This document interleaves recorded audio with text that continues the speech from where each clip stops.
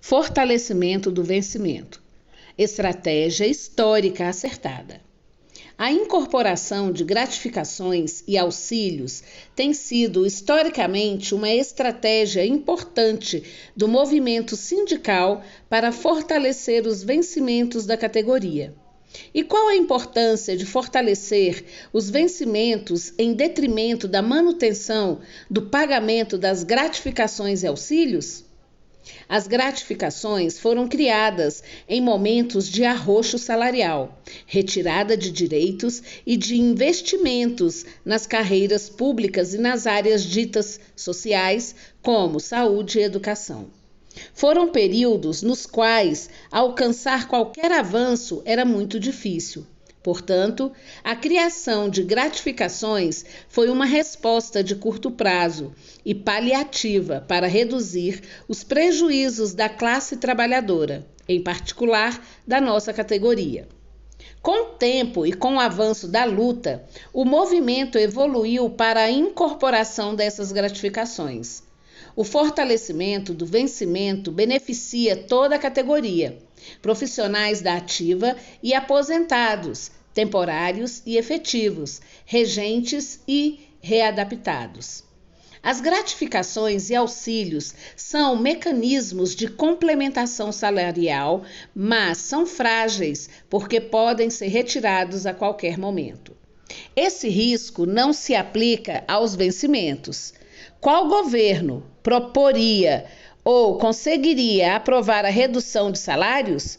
Por outro lado, em momentos de crise, qual seria a possibilidade de se cancelar o pagamento de uma gratificação ou um auxílio?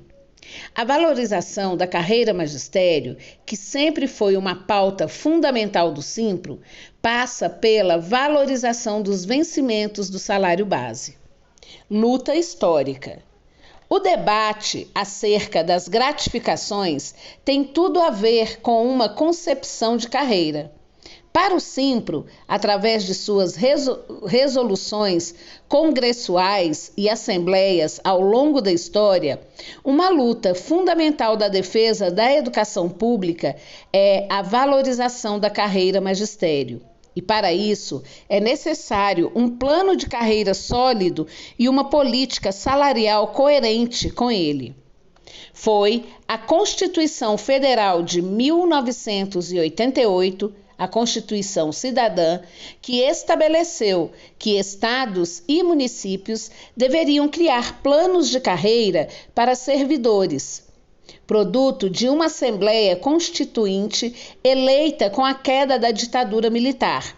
A Constituição foi construída no momento de ascensão das lutas políticas por democracia e direitos e reflete muitas das elaborações que os movimentos progressistas vinham acumulando. Quando a democracia se fortalece, os direitos se ampliam e a classe trabalhadora conquista vitórias. Sendo assim, o primeiro plano de carreira do Magistério Público do Distrito Federal data de 1989, consequência direta de reabertura política e do tempo de esperança que se abria com a Constituição Cidadã.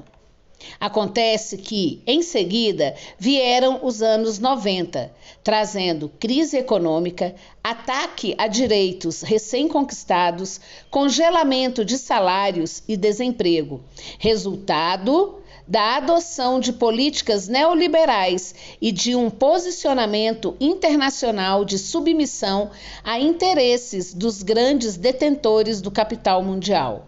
Foi um período em que os movimentos sindicais, sociais e de juventude precisaram resistir, já que havia poucas condições de avançar.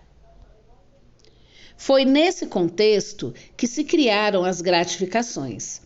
Na impossibilidade de conquistar reajustes dignos, de fortalecer a carreira e valorizar a escola pública, as gratificações e os auxílios vieram para diminuir os prejuízos.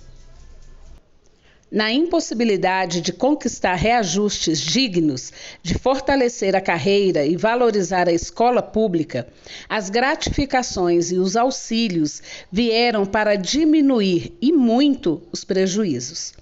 Para se ter uma ideia, o vencimento base da categoria era inferior ao salário mínimo, fazendo com que governos criassem mecanismos para alcançá-lo, sem, no entanto, reajustar os vencimentos para isso.